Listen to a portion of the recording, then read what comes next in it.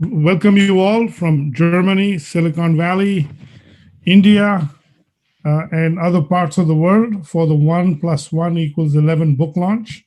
Thank you all for joining. We have an exciting agenda featuring a fantastic lineup of speakers. Indeed, Gurmeet. Over the last 2 years, two of the finest, or should we say coolest university in the world, San Jose State University and FAU, the Friedrich Alexander University in Germany, began an amazing collaboration on an 8-day Silicon Valley style entrepreneurship program that was intensive, innovative, and at the same time immersive. Both these universities serve and change the lives of over 40,000 students each. Wow, Kathrin, that's a big task here. So the design criteria for this program was to have the best speakers in the world at this program and learn from them. Number two, to cover the mega growth, mega markets, technology and innovation topics.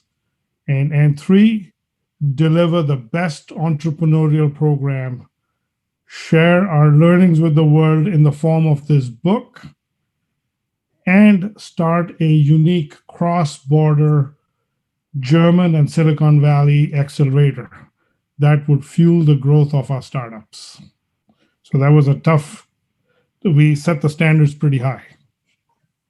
Definitely. And here is the book that has thought-provoking interviews with more than 20 CEOs, entrepreneurs, executives. And it features new and diverse topics such as opportunities in the pandemic, nanotechnology, smart workplaces, devices, fintech, medical, autonomous vehicles, cybersecurity, and so on and so on. Yeah. This book is an outcome of this amazing collaboration between FAU and San Jose State and represents the incredible learnings, amazing collaboration, and the result that makes 1+1=11. Interestingly, the 30-odd participants in this program, including scholars, executives, students, all became co-authors of this book. The FAU president, Achim, and Dr. Moshavi, dean of San Jose State Business School, both wrote the forewords of this book. So we've got quite an amazing lineup here. And this book already has been endorsed by the likes of quite a number of CEOs, for instance, of Siemens, by Raman Khanna, the former CIO Stanford and current MD Dell Ventures. And just to quote Raman Khanna, he says, "It is no accident that this book covers such a wide range of topics because technology will disrupt all industries." And he says, and I fully agree, this is a must-read book for budding entrepreneurs all around the world. Yeah, thank you, Kathrin. And having said that, would like to now introduce you to Dr. Dan Moshavi to formally launch this book. We have the rare privilege to have Dr. Dan Moshavi with us today live. Dan is the Dean of the Lucas College and Graduate School of Business at San Jose State. As most of you may know, San Jose State University is the founding campus of the CSU, or the California State University system. Dan is a Silicon Valley leader with a rare combination of entrepreneurship, academia, and has some stellar experience of navigating turbulent waters.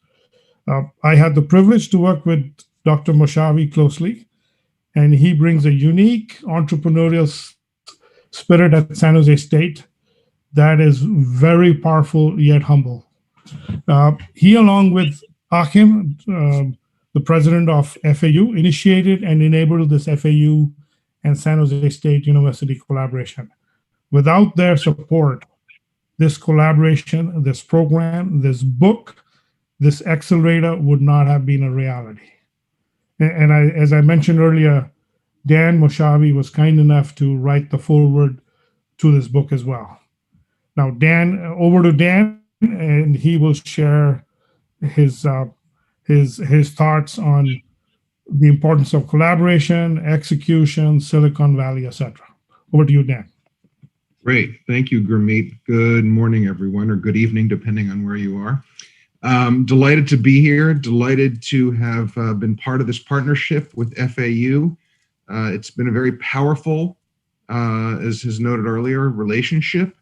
And I do want to highlight the importance of social networks, right? We all know that you need really smart ideas to bring a company to fruition, but you also need to really understand the social network component. And this came about really through social networks. Gurmeet was introduced to Ákos, the president of FAU, through one of his longtime professional contacts, Bernhard Beck. Then we moved forward, and Ákos was in the States, and he and I had a chance to meet with Gurmeet and really talk through the potential of what this collaboration could look like. And there we were off and running. And one of the things that I was really impressed with, and being somebody who works in a large institution where sometimes the wheels of bureaucracy can slow things down, is that we were able to move at really pretty extraordinary speed from the time we actually had a conversation about we want to do this to the time that we had a bunch of FAU folks in Silicon Valley was just a few months. And really fantastic experience for everybody. In addition to just obviously the learning that went on, people made connections. And as you'll hear from folks later on today, or later on this morning or this evening, that we've already, one startup has already launched as a result of this particular collaboration. One of the things that's worth noting is that this book came together through digital collaboration. There was nobody who actually ever met in person while this was being prepared. So part of that was pandemic related and the inability to travel, but part of it was just really working smart and using technology in ways that that can really lead to this kind of an outcome. So delighted to be here. We you know, as you'll see and read in this book, there's, again, really interesting, smart, visionary thinkers, but who also understand how one gets a business launched and how one grows a business. And all that is a function of so many things, not just a brilliant idea, but good financial acumen, understanding the ecosystems that one is trying to both target and ecosystems that one may not have even thought of yet that are going to be directly relevant to the particular organization. So delighted to have the opportunity to introduce and speak from the San Jose State perspective. We are delighted to have been a part of this collaboration. And with that, I will turn it back over to Gurmeet. Kathrin, you want the honors to introduce our dear friend Ziggy? Absolutely, Gurmeet. It's my great pleasure to introduce Siegfried Balleis. Siegfried Balleis is a former mayor of the city of Erlangen, but he's also a top innovator in the region, deeply involved in the development of the innovation ecosystem here. He's not just a policymaker with an entrepreneurial mindset. I must say he's also an academic because he's a professor, honorary professor of our university in the field of political science. So he's really bridging between the different domains that each ecosystem needs. And in addition, he was one of the very first participants of our FAU Silicon Valley School program. And it's my great pleasure to welcome you, Ziggy, here on stage, and I hand over to you. Okay, thank you very much, Kathrin. Thank you, everybody. Well, as Kathrin already mentioned, I can tell you something from the participant perspective, because on 21st of December 2018, This was 3 days before Christmas Eve. I got a mail from the president of our university inviting me to the spring school in Silicon Valley. And it took me only some seconds, or seriously spoken, some minutes, to decide I am going to participate. And it was a very tough time schedule because our applications had to be done till 10th of January, but the team was very quick, and we got 5 days afterwards, we got the confirmation that we can participate. So this was an organization, dear Kathrin and dear Gurmeet, with speed of light. This organization of this spring school, and in the Silicon Valley, Gurmeet, I met you, a very dynamic and fascinating scientist and businessman. And I remember our first talks. It was about blue ocean and red ocean. And I remember that you said, you have to have innovations, then you can work in a blue ocean. Otherwise, in a red ocean where the competitors try to defeat themselves, the red is clear, it comes from the blood of these competitors.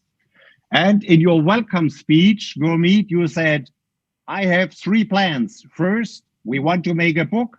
Second, we want to create startups. And third, we want to make a movie. You have seen the movie starting this meeting. And the idea was that there should be a book, 1 and 1 equals 11. This means that there is a great synergy in this collaboration between the European metropolitan region of Nuremberg, where the FAU is a very important part of it, and the Silicon Valley, and then Moshavi, of course, your university. But I should tell you why could I be so quick in the decision to participate? I have to look back 25 years when I had been the head of the economic department of the city administration of Erlangen. We had very great economic problems after Germany's reunification. So we had to concentrate, where are the strengths of the city, where are the strengths of industry, where are the strengths of university. And very quickly, we found out that Erlangen was the city of 84, what we call large cities. These are cities with more than 100,000 inhabitants who had the highest rate of people employed in the health and medical technology sector. So we focused on this topic, and then we generated the Medical Valley. The Medical Valley, as of course, very similar to the Silicon Valley. And so I said, wow, I have to participate in this wonderful spring school. And I should mention that Gurmeet organized a very tough program in Kathrin, because we had lectures and discussions from the early morning till late in the evening, but not only discussions and lectures, but we also had some visits, for example, Facebook or Apple or the Tesla factory, but also, of course, obligatory Golden Gate Bridge. And Gurmeet, you also gave us the chance to have a wonderful red wine tasting in Napa Valley. Unfortunately, we have no red wine with us, but I think we can drink red wine later. So it was a wonderful program with very prominent speakers, as Stan already mentioned. I only say some names, Maya Mayappan or Harry Partridge from NASA, guys from Google and PayPal, the directors of innovation, or Danny Kennedy with the topic of sustainability. These have been very interesting lectures we had. But to come to an end, we would not stay here in this virtual meeting if there would not have been personalities which I admire. First of all, Gurmeet, you as a very dynamic and fantastic manager, and your congenial colleague in Erlangen, Kathrin. You have done a wonderful job, and we would not have this book with us, dear Michi, if you would not have worked so long and so hard for this job, organizing Zoom meetings nearly every evening in the last month and weeks. And so we are very glad to have now the coming out of this book. Congratulations to all who have done a wonderful job. And I give back to Kathrin or to Gurmeet. Thank you, Ziggy, for your kind words. We feel the same about the energy the FAU brought to the table. It was an unbelievable experience. Thank you for your continued support. And we're going to do some amazing stuff together, along with the guidance from Dan, Moshavi, and Akim. And this is step one. It's just the journey has just begun. So with having said that, I'm going to introduce a co-author, Nitin Aggarwal, who worked with us on this program. He's become a very dear friend, introduced by a student of ours. So Nitin will now introduce Jeremy King, and who will speak next, followed by a introduction of Kanwal Rekhi. We have these two amazing, rare entrepreneurs with us. So Nitin, take it from here. Hey, thank you, Gurmeet. Welcome everyone to the book launch event. It is my great privilege to introduce Jeremy King to you. Jeremy is the Senior Vice President and Head of Engineering at Pinterest, and a renowned global recognized technologist. Previously, he was the Chief Technology Officer for Walmart and the leader of Walmart Labs. We are extremely proud of the fact that he's a San Jose State alum. We plaster it all over the wall and everywhere where we can see. And he's a big supporter of entrepreneurship, education, and San Jose State. He's a friend, mentor, and a true leader. We interviewed Jeremy at the peak of pandemic turbulence. That was like March of last year. And that was the time of extreme uncertainty. The markets were falling like 1,000 points in a day. And it was at that time that he shared his insights on the times to come and how companies should deal with this turbulence. And he was spot on. So Jeremy, welcome to the launch event, and thank you for your contributions. I have a few questions for you, follow-up questions, if you may, from the book. So you mentioned in the book that in the future, every company will be a technology company. And to an extent, that has come through, right? And so, but why do you believe that to be the case? Thanks, and congratulations to all of you for launching the book. I know putting the book together is a heavy lift, so congratulations on getting it out the door. Yes, thank you. I joined Walmart nearly 10 years ago. It's interesting if you go back in time and look at Walmart 25 plus years ago, they were, again, world renowned for their use of technology in innovation. But they essentially sort of lost their way. Right after that, there was a lot of focus on saving money and outsourcing. And what you really saw is companies sort of outsourcing innovation. And what I tell people all the time, outsourcing is wonderful, but you can't outsource the core parts of your business. So you'll read again and again, companies like Walmart, big banks, agriculture, obviously financials, but even fashion houses all have realized the power of technology, not just machine learning and AI technologies out there, but just fundamentals of computing and making sure that you're leading both on technology in your core areas of business. And so I really believe this. And as you said, I think this is old hat news now, but every company is becoming a technology company these days. Thank you so much. Can you tell us how pandemic will affect Silicon Valley, and if it will present any startup opportunities for the near future and the long term? Yeah, I wish I had a better crystal ball, but you're seeing, I think, two major themes. One, I've talked about the change in sort of risk profile. Lots of companies spent, months, if not years, sort of testing new software and going through QA cycles and long evaluation processes. And I've really seen an acceleration of adoption of new technologies, both platforms that you can buy off the shelf, but also the adoption of open source technologies, which in some cases was unheard of in companies. There's been a lot written about Silicon Valley and whether Silicon Valley will exist in the way it did previously.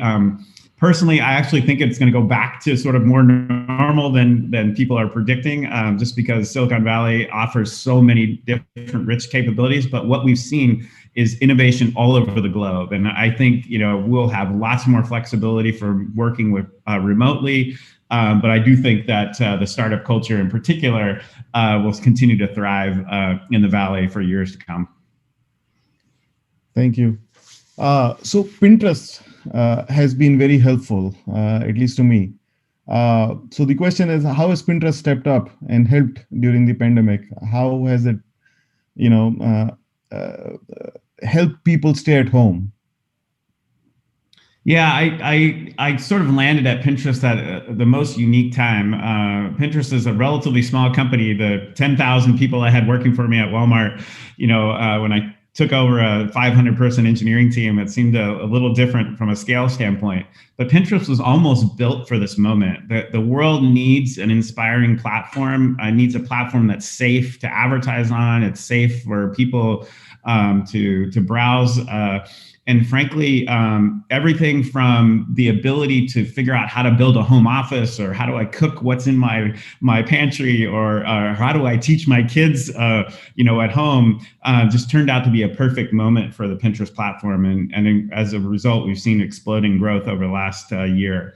I do believe that the other great part is we saw almost immediately after people sort of got a handle of sort of their daily lives, they went back to inspiration again. So they talked about future travel and building and going back to building and doing, upgrades on their homes, or what to cook for dinner, and we've seen a fantastic amount of people coming to do creation work and publishing their creations on Pinterest. People need an outlet for things that inspire them and how to be creative. So it's been a wonderful time to be at Pinterest, and thanks for the compliments on it. It's been a lot of work.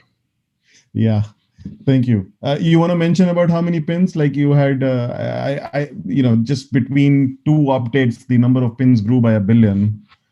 Exactly. We're well over, we're billions at this point. I think it's 140 billion, but every day it goes by. And the thing that we're doing, this is why it's such a wonderful platform to work on. We have a picture of basically everything in the world. And now you're using this computer vision technology to extract valuable information out of it. Like, hey, what exactly is this item, and where can I buy it? Or how do I, what is the tool that chef used to cook that wonderful dinner? And trying to use computer vision both on static images and videos is a very fun machine learning challenge, as you can imagine. Amazing. Looking forward to all those. One last question, and this is directly from the book. What are your views on relationships and the notion that 1 and 1 actually does indeed equal to 11? Not to. Yeah, I wouldn't be where I am today without the core relationship that I had. Obviously, I had a wonderful mentor in a man named Maynard Webb, who helped me through both eBay and live ops, and frankly is a good friend today. I think even collaborations today, Pinterest collaborates with all the other social platforms to make things safer and better at a better internet. And I think that's going to continue on. I as you said, I've been a big proponent of San Jose State and giving back to the college. I know, lots of alumni, they just want you to write checks, but I actually feel like my time is more important and interesting to the students out there. So I've given a lot of time back to the students, and I really feel like a book like this really teaches not only students but young entrepreneurs, all the troubles that we went through and how to make a step forward. So 1 + 1 can equal 11 if you can learn from our previous mistakes. So I'm sure we made plenty of them. So thanks for making the book happen, and again, congratulations. Thank you so much. Thank you so much for your friendship for last 14 years and your contribution, at least since I've been there. Thank you so much. I'll move it back. I'll pass it back to Gurmeet to introduce. Absolutely. Thank you. Thank you, Jeremy. That was, it was enlightening hearing you, and thank you for all your support. It is now my pleasure to introduce the mentor to millions of people around the world. And when I say millions, I mean millions, right? We've got 1.3 billion people in India.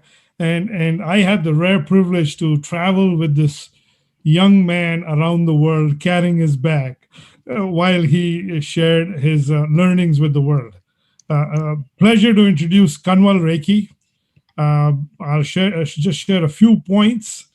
Kanwal Rekhi is a Silicon Valley investor and entrepreneur, serving as the managing director of Inventus Capital Partners today. Kanwal founded Excelan in 1982 and is credited as the first Indian-American founder and CEO to take a venture-backed company public on NASDAQ. In 96, he was named Entrepreneur of the Year by Arthur Young Venture magazine. In 1995, Kanwal Rekhi co-founded 𝗘𝗪𝘀, the largest global nonprofit entrepreneurship support network to provide advice to young entrepreneurs. He also acted as an expert in advising the Prime Minister of India, the current Prime Minister of India, Prime Minister Modi. Kanwal is generous beyond words. He contributed $5 million to Michigan Tech in 2000 and donated $3 million. And this was his initial funding. I'm sure the numbers are higher, and donated $3 million to IIT Bombay. I had the pleasure to go there. There's a building with his wife and his name on it. Kanwal is a mentor to thousands, including me. And I want to just share a little bit of a personal level comment. He's a man with the heart of a lion and will go out of his way to help people. Right? With this man, what you see is what you get. He speaks his mind and does not mince words. So with that, I'm going to hand it over to our wonderful Kanwal Rekhi. Chief, you're on mute, so you're going to have to unmute yourself. Yeah, that was super generous. That was just the facts. Please enlighten us.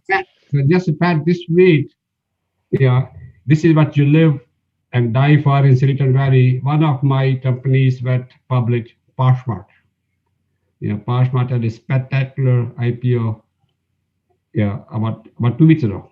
Less than 2 weeks ago, and I was a seed investor in Poshmark back in 2011. And for those of you, Poshmark was valued on the day of IPO at $8 billion. And our seed investment of 2011 was worth 240 times its money on the day of IPO. So this is the magic of startups in Silicon Valley. And I happened to be very lucky, and I got here in 1971. It was not quite Silicon Valley yet. Intel, National, AMD were startups. Predates Apple, Google, Microsoft, you name it. They were very distant. So I'm a hardcore engineer, EE, and worked as a Silicon Valley nerd for 10 plus years. And in 1981, world was changing very rapidly. And this is the point I want to make about the pandemic. The entrepreneurship thrives at the time of rapid change. At the time of rapid change, the old established order is destabilized. Companies with customers, inventories, factories, employees, have inertia, and they cannot respond to the change fast enough. And this opens up the opportunity for the entrepreneurs, because they have no inertia. They can move very rapidly. They have no investment in the established order, so they can upset the apple cart of the other people and carve out a niche for themselves. So time of rapid change is the opportunity, that really favors young entrepreneurs. So 1981 was one such year. World was about to change. IBM announced IBM PC. And the established order of large mainframes, mini computers, was going to be undermined. And also there was this sense, that technology is about to rearrange the whole computing world. And I was the engineer. I looked at the whole thing. I said, these machines will have to be networked. And everybody thinks of networking as a given now. In 1981, networking was something unheard of for the average person. So we pioneered the company in 1981, December, and that became the basis of internet. I, as engineer, was able to design hardware and software very quickly, which became Ethernet, and eventually TCP/IP. So we were the pioneers in computer networking, and we sold about 1 million such network connections before the chips were available from the larger companies, and everybody else came in. But we had a very big head start. And again, a rapid change, established companies cannot respond fast enough. And opportunities that doesn't seem to be that large initially, but it's large enough for a startup. And we grew very rapidly. And we went public in 1987, and it was a fantastic thing to happen.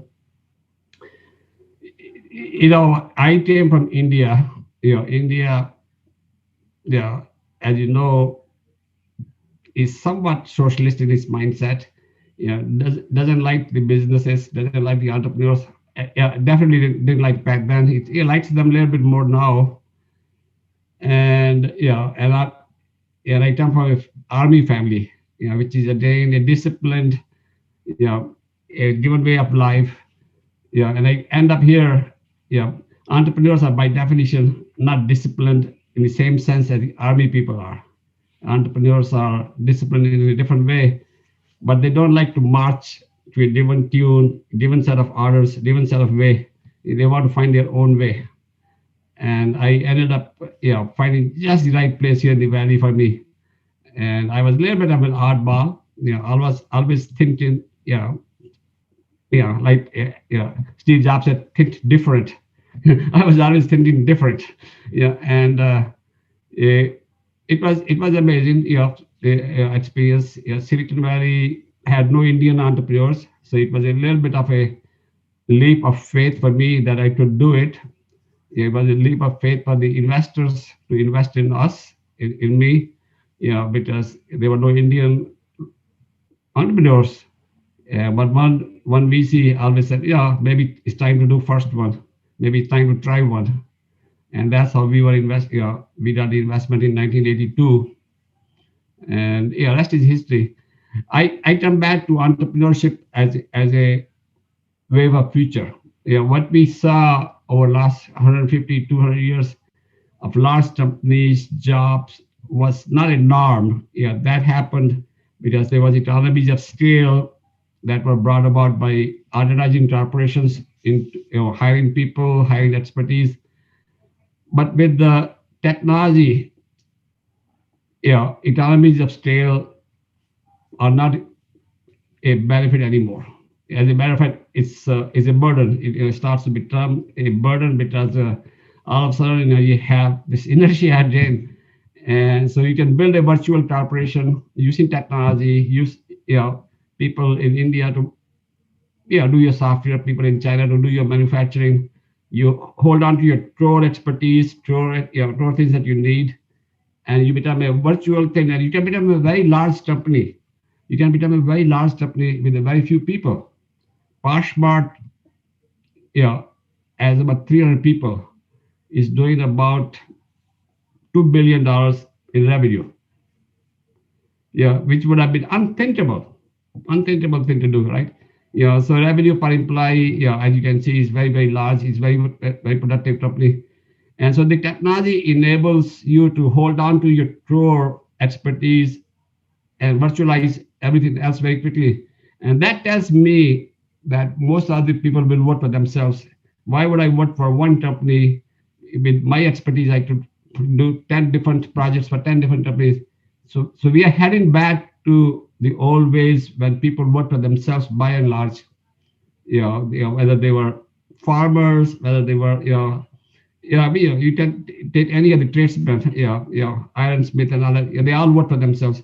We are heading back to that world, in my opinion. Large companies, will have issues. They will have issues, and you can see the change already happening very rapidly. And so from where I sit, everybody will have to become entrepreneurial in some fashion.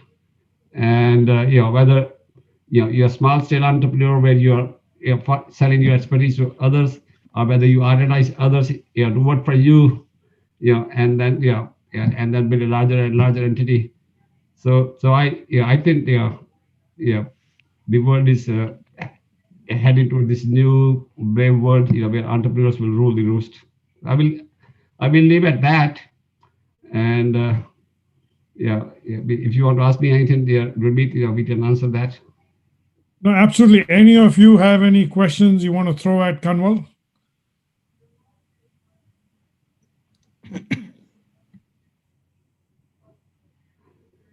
Michi, you have a few questions, or no? Are we good?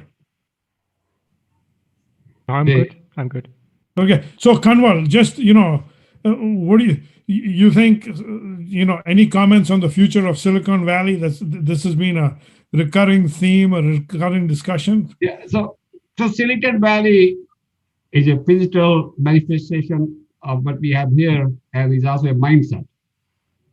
It's a mindset of risk-taking, betting on the new things, and so the Silicon Valley mindset is spreading very rapidly, and especially with virtualization, with Zoom, with the networking. You could do Silicon Valley type of stuff, by having a dispersed team. The physical manifestation of Silicon Valley has problems: expensive real estate, expensive houses, bad traffic, slightly poor quality of life. But I could move 500 miles away and still participate in Silicon Valley's innovative mindset. And so I think that part is going to thrive. But there is a heavy concentration of smarts here: engineers, programmers, attorneys, accountants. Heavy concentration of risk capital here. So which is very, very hard to replicate. Very, very hard to replicate. And in spite of all the virtualization, there is some magic that happens when people meet. And over that one session, I used to have meetings, 10 meetings a week, 20 meetings a week, and it was like you wouldn't believe how much fun was that. I did over 200 companies through that process. I invested and participated in over 200 companies, and financially it's been just unbelievable.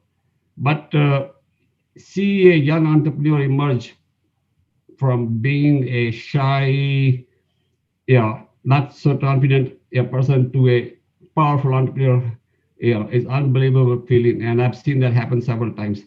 And so I think the mindset will spread. We have Bangalore, we have Berlin in Germany, right? We have London, we have in US Austin, we have those, but they still draw the inspiration from what's here, right? And I don't know, it will change anytime soon. Thank you. Thank you for your sharing your wisdom and experience. If there's no questions, we move on to the next. Michi, if you want to share the next slide. Thank you, Kanwal, so very much.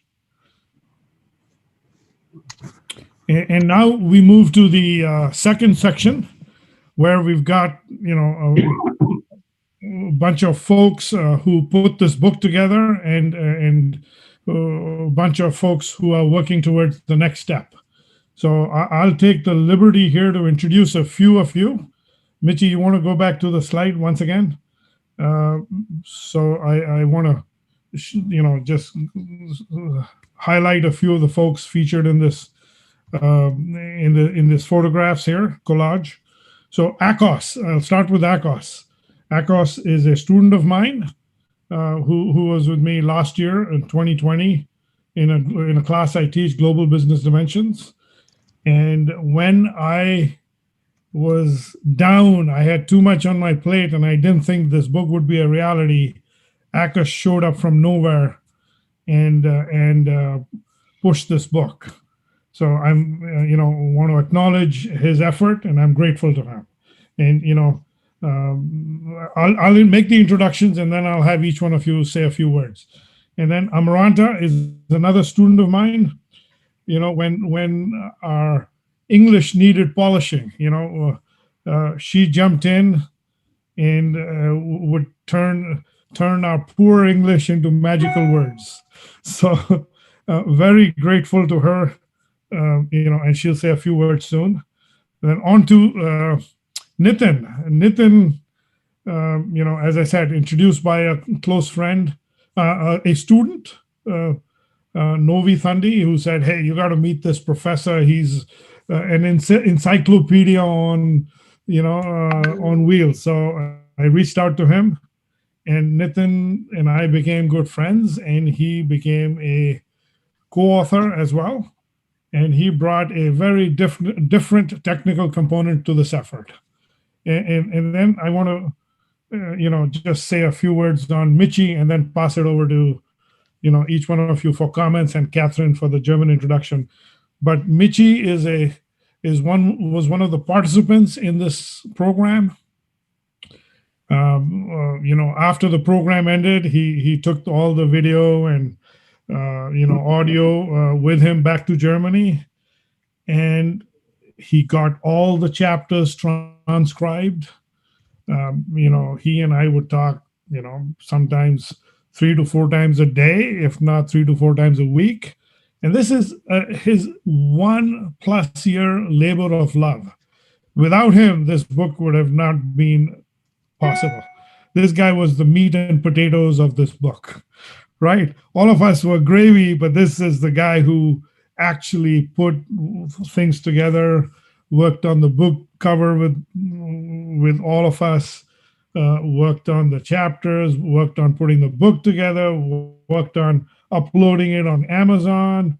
I mean, this to me is Michi's first startup, this book, right? And with all of us participating, Ákos, Amaranta.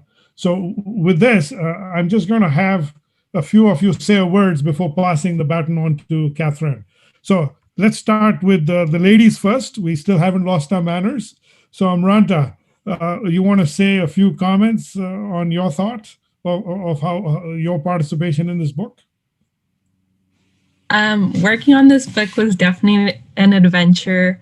I got to see topics that I learned at SJSU be executed in real life. And I also had the opportunity to work with and meet a lot of inspirational people. Working on this book, I saw how fast things actually move in Silicon Valley. I would get an email saying, "Can I have these chapters read and edited by tomorrow morning?" And in that instant, I dropped whatever I was working on and would begin reading and editing. And through this experience, I really saw and experienced how 1 and 1 does equal 11. Awesome. Thank you. Ákos, over to you. Thank you. So as Professor Naroola mentioned, I was one of his students during the spring semester in 2020. And during one of our conversations after class, he approached me with a challenge, and a challenge being to start contributing to this book. At first, I thought it was a crazy situation, but in order to be an entrepreneur, you have to be crazy. So I accepted. And fast forward to today, I am one of the co-authors of this book. And I would have never thought I would be an author of a book. But this really shows that you have to think in miles, not inches, because if I would have been stuck with, what I believe I would be capable, instead of pushing myself to be the next level, to get to the next level, I would have never had the chance to be part of this amazing team. And, I had the chance to interview people like Kanwal, Rekhi, Tom Davies, Suki Sai, and Bernard Beck. And throughout this whole experience, I really had the chance to learn and witness how 1 + 1 truly equals 11 and what is the true power of collaboration. Thank you. Hey, Nitin, you want to jump in? Yeah, thank you. Hey, it's been a true privilege working with this entire team. And in the true spirit of 1 and 1 makes 11, like Dan mentioned that, this entire book was, even though it was conceptualized during pre-pandemic, the majority of the effort and majority of the work that went into this book was during pandemic and virtual. And it just shows the power of people coming together, countries, cultures, coming together and creating something which is truly remarkable. When I look back as to how things came together, it actually looks like a miracle. It actually looks like a dream that, hey, you meet somebody at the elevator and next thing you know is you become, a partner. You become, they become co-authors, they become partners. You start a new project with them. This book is a culmination of years of hard work, experience, and dedication, not just from the team, the editorial team, but also from everybody who's been featured in the book. They all have achieved a lot, struggled a lot, achieved a lot, and their stories are truly inspiring. And it's a very humbling experience reading the stories of all these people. And I really hope that everybody in the world gets a chance to read these stories. Also, we talk a lot about Silicon Valley, but partnering with our German colleagues, it looks like, that they accept the spirit of Silicon Valley. They already have the spirit of Silicon Valley, which includes, working at the speed of light, taking risks, can-do attitude. So I look forward to a lot of many more such collaboration. Finally, to give a shout out to Gurmeet, actually, he's somebody that we call in Hindi Sutradhar, means somebody who tied all these things together. He's the one who brought all these things together. I think nobody talked about him yet or so far, but he's the one who's tying this entire thing together, whether it is bringing Germany, whether it's bringing Silicon Valley or many such resources together to get things accomplished. When Amaranta said that, she got an email for something that is due tomorrow morning, it's probably Gurmeet sending that email at midnight, working on it and figuring out. He's the person responsible for me waking up at 6 a.m. in the morning. And if you talk to my family, that's usually not the case. So a huge shout out to Gurmeet. Thank you so much for your friendship. Thank you so much for your pushing, hard work, and dedication to this book and every other project that you're involved in. Thank you. Okay, thank you, Nitin. Almost feel like I paid you $1 million to say that. But thank you. I appreciate your friendship more than, and all of your friendships more than you can imagine. Each one of you. And, I want to give a shout out to Kanwal. He rubbed off his energy on me. And hopefully we're going to do a few more Poshmarks with him in the years to come. So hey, Michi, I want to, as I said, you were the meat and potatoes. So share some of your comments before we pass it on to, and then we got Stanley right after you. But Michi, go for it. Yeah, so I could fill hours now saying what we've done the last 2 years, but I want to make it short. As we already heard, this is the perfect time for anybody, especially the younger people listening to this now, to build your own startup. And it doesn't have to be copying just what others did, or trying to get a lot of money or make a lot of money, make the next unicorn. It doesn't have to be all that fancy. Look, writing a book can already be a startup. And I remember now it's almost 2 years ago when we started, and when we heard that 3 goals of 𝘘𝘀𝘀𝘀𝘀, and one of them was writing the book, and coupled with all the experiences from those 10 days, those amazing speakers that we've heard, but also the participants that have been with me in the Silicon Valley, all that coupled together was just giving me that drive over the whole 2 years. And I also want to emphasize on what Nitin just said. 𝘘𝘀𝘀𝘀𝘀, without you, it wouldn't have succeeded. I'm a hard worker, and I always did my job, but you were the one who kicked my ass from time to time, and that was necessary. Thank you. You guys are being too generous. I'm getting emotional here.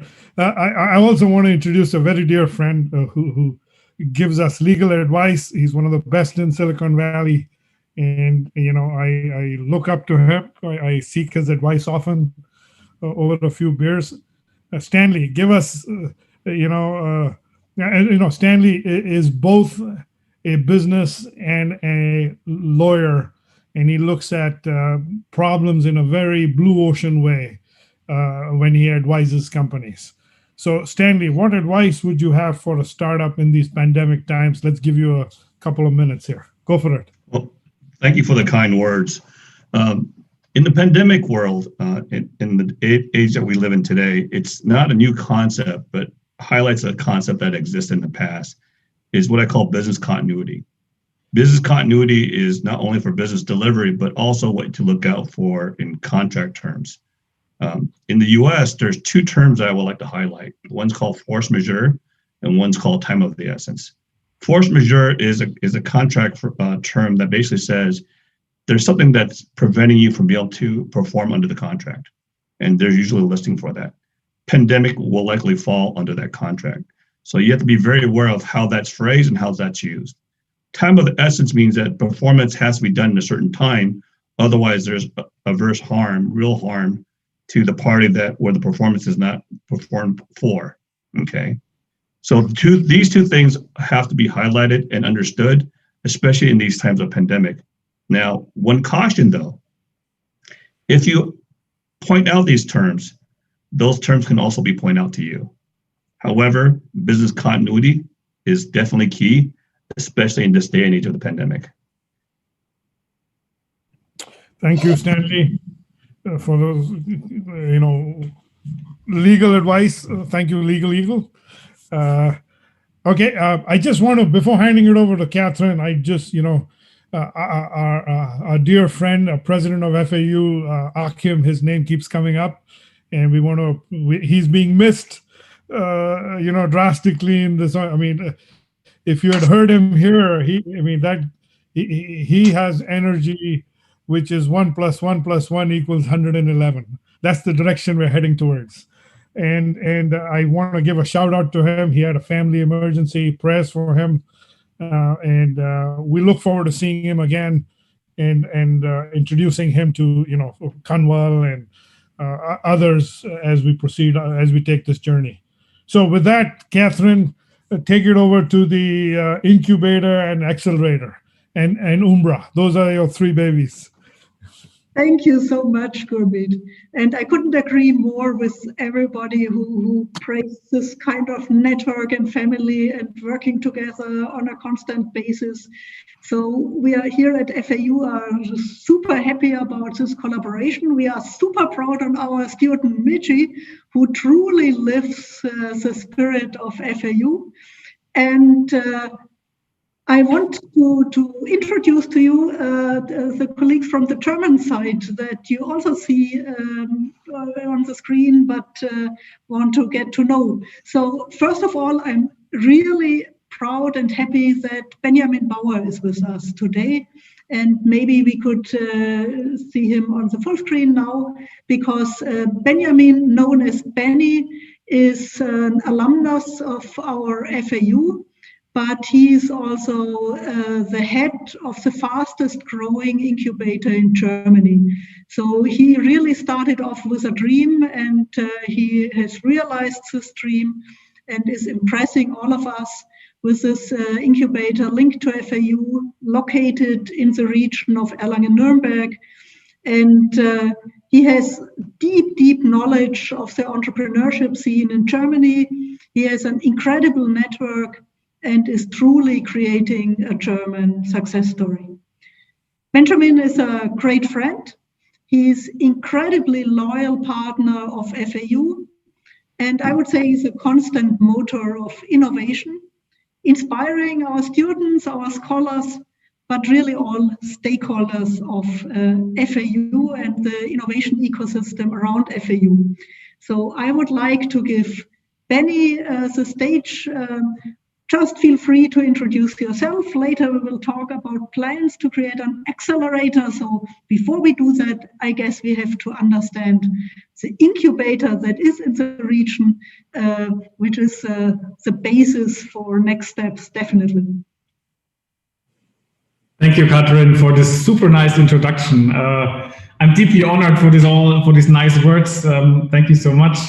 I'm also very happy to get to know you all. It's a great honor seeing all these experienced entrepreneurs and great people here. I'm deeply impressed. So yeah, my name is Benjamin. I'm the CEO of Zollhof, which is basically a startup from FAU and their biggest shareholder of our incubator. And what we're trying to do is actually help young founders to build up their business. And I deeply believe in collaboration as the foundation of great innovation ecosystems. And that is basically what we're trying to do here, is build up an innovation and startup ecosystem in the region that will shine in Germany, actually, and engage a lot of entrepreneurs to start great businesses. And I think what we see at Zollhof is, like, we have an FAU university, which is one of the most innovative in Europe. Then we have a lot of corporate partners, actually, that work deeply in our network to help our startups, to finance them. Then we have investors, and of course the entrepreneurs, that a lot of them come from FAU. So that's kind of the ecosystem we're building, and I'm happy to connect now to the Silicon Valley ecosystem here, because I think Professor Honegger said that in the book, that, you know, like, we need to learn from each other and co-create success. And that is what we do at Zollhof as well. So I'm really happy to continue this and actually start the journey with you.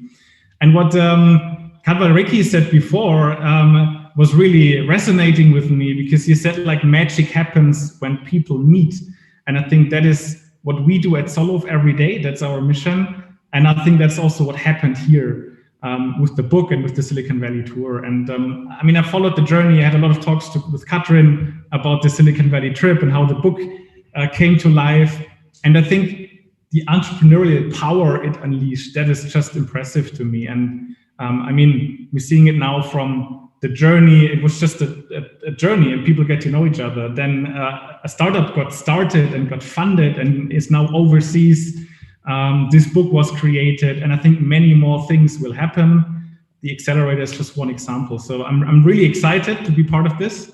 And yeah, thank you, and happy to get to know each other. Thank you so much, Benny. And I also want to introduce to you Jörg Karas. Jörg Karas is with us, and interestingly, I never met him. So we all share the same fate on both sides of the Atlantic, that we never met in person. So, but in fact, I spent many Saturday and Sunday nights with Jörg already on a screen, working on the book, working on our journey, and I truly enjoyed it. I learned, Jörg, that your kids study with us, that you have been a top executive before, now you support startups very heavily.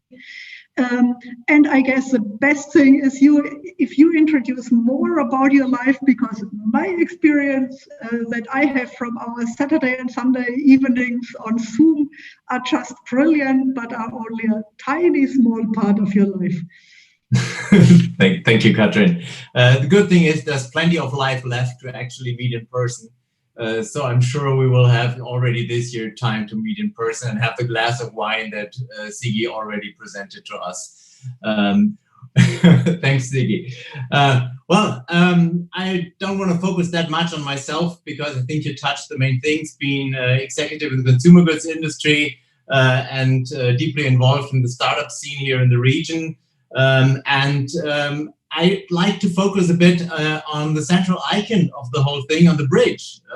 You see it here in the background. And I'm pretty happy that somebody decided to make it more look than the Golden Gate Bridge instead of one of the bridges that we have in the region here. I think we all agree that bridges have been built for centuries, and they have been built to connect people, to reduce travel time, to support or initiate economic growth, or often, and I think this is also an important reason, just because it could be done. And technology opened the door into a new era. And as you already heard, our symbol, our bridge here stands for the bridge between the FAU in Erlangen, the San Jose state, cross-border between Germany and the US. It's the connection of this dynamic metropolitan region here in Erlangen-Nuremberg, and of course, we all know iconic Silicon Valley. And it's also the bridge between the benchmark-setting German technology, and I think we all agree, the mind-blowing Silicon Valley digital and entrepreneurial spirit. And probably for all the scholars and students that join and that have ideas, probably for you, this is the bridge between the blue ocean of your business idea and yourself. But first and foremost, and I hope you all got that in the past hour, it's the bridge between great people on both sides that will bring this bridge to life, that will provide real value through, and you already saw it, their actions, their attitude, the great spirit that I also learned in this night-long discussions in the past month, the drive, the energy you could feel, the knowledge and the great network and the collaboration of these people. And this is really what 1 + 1 = 11, or as Gurmeet said, 111 is about. And Michi, if you could provide the slide, the mission slide of the incubator again. We really built the mission of the incubator on 5 strong pillars. The first is really that, like this book is a entrepreneurial publication, we will be constantly releasing valuable content for your startup awareness and of course the business growth that is linked to it. And as said, even a book is a startup, and we launched today not the first, but one of the strongest assets in this line, and believe me, there is way more interesting to come. Hey, Michi, we cannot see the slide. Could you share the slide? It's on this live stream, Gurmeet. We see okay, it. Sorry about that. Yeah. And the second is, of course, it's nothing about really being constantly involved in an environment that supports you with immersion programs, Silicon Valley entrepreneurship programs, and there we will have a structured approach with monthly tech and startup sessions, and of course with quarterly Silicon Valley German ecosystem programs that allow the members and also all the people that are interested in the accelerator to join and learn with us. But the slide showed, well, what is it all about? Purpose is a quite popular word these days. It's not about a book. We all like the book, but in the end, and Gurmeet made that very clear from the beginning, our mission is to power an ever-growing up group of excellent entrepreneurs, to support startups, and we plan to do out of our own resources, strategic seed investments, and of course, we have access to a strong network of venture capital through our partners.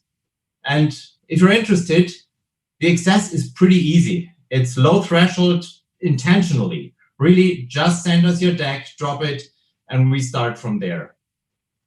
And we will support you with Blue Ocean strategy, team building, which is most important right from the beginning to have the right people on board, and of course, if possible, with the networks through customer acquisition. And believe me, the network that you see on the screen, that you saw on the screen today, is tremendous. And finally, of course, it gives you access to one of the most dynamic and interesting areas of this globe, the Silicon Valley.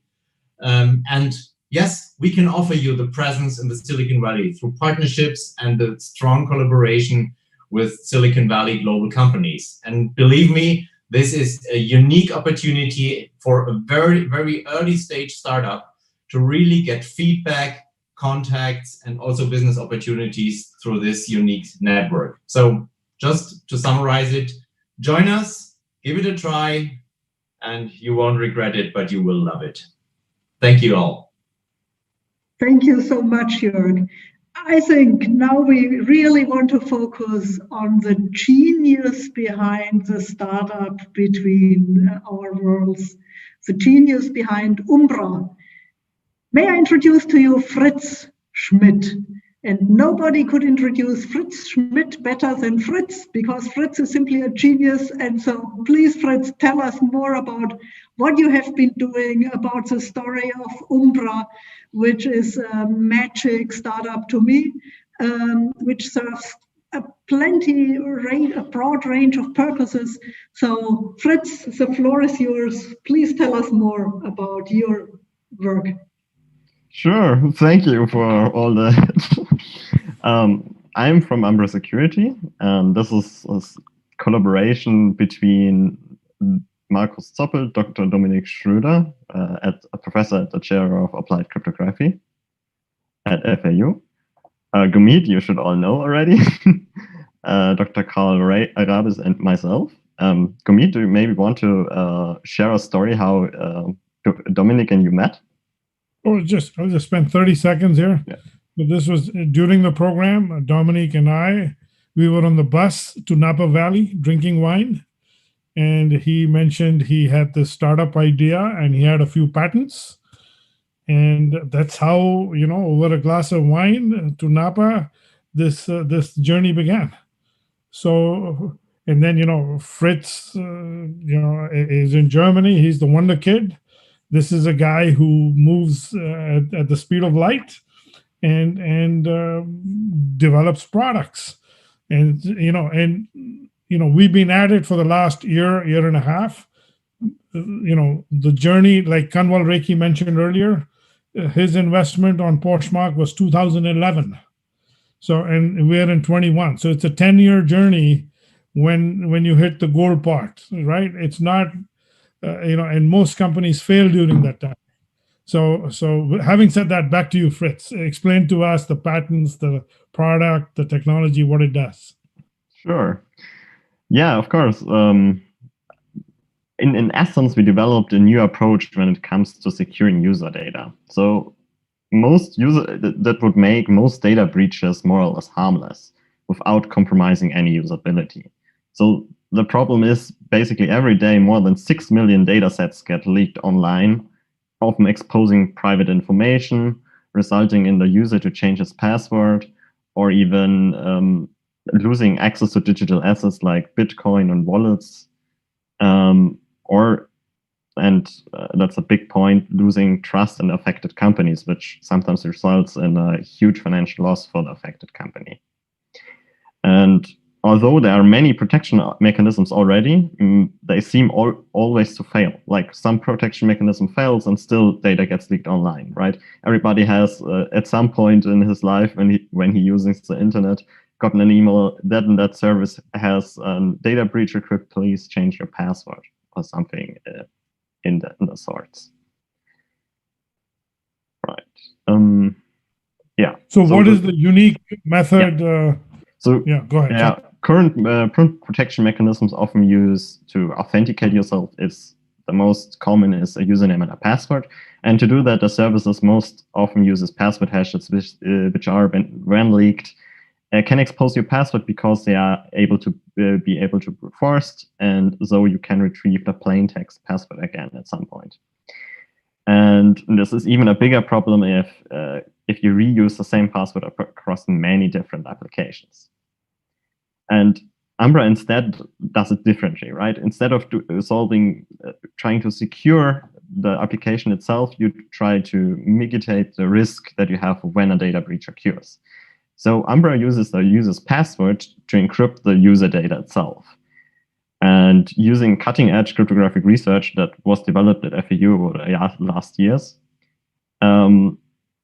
this research ensures that the data is protected against brute force attacks, so you can't try out any password combination like you normally can. And it's that the technology itself is scalable and robust. So we're using for this advanced multi-party computation with zero knowledge proofs, but if you're interested in more, you can check out the website, like umbrasec.com, I think it is. Yeah, and by the way, this amazing book is also protected by this technology. So if you're using the online viewer, you can, your password credentials are secured with this technology. So it's basically impossible that your password there can get leaked because it's encrypted in a fashion with our new technology. Awesome. That's awesome. So back to you, Kathrin. It looks like we're reaching the end. Absolutely. So this is, I think, a good point in time to again celebrate our friendship, celebrating this network with a big, big thank you to you, Gurmeet. It's just incredible. Sure. And to all of us. And as you said, we want to continue the story. I think we have one more slide left that Michi wants to share. And with an outlook, what happens next when we want to continue the series. And Gurmeet, I guess we will see each other again in the stream in about 4 weeks' time in early March. And we will announce through all our channels and keep everyone informed about the next steps we want to go together. Absolutely. Thank you, Jörg. Thank you, Ziggy. Thank you, Dan. Thank you all. Thank you, Nitin, Michi. You know, great to connect with you, Benjamin, and look forward to collaborating. Thank you, guys. Ziggy, you want to say a few words? You're on mute. Shouldn't we mention that we meet exactly on 8th of March at 6:30, and the topic is artificial intelligence in health and medicine? Absolutely. March 8th, and I'm sure you'll get reminders, but March 8th is the next event where we'll have a couple of fantastic speakers and a discussion on AI, medical technology, etc.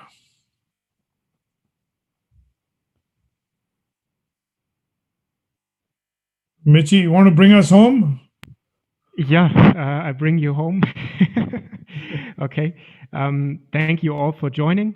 And sorry once again for the kind of confusion at the beginning, but I've already heard that we still had quite some number of viewers online on YouTube, so everything turned out well.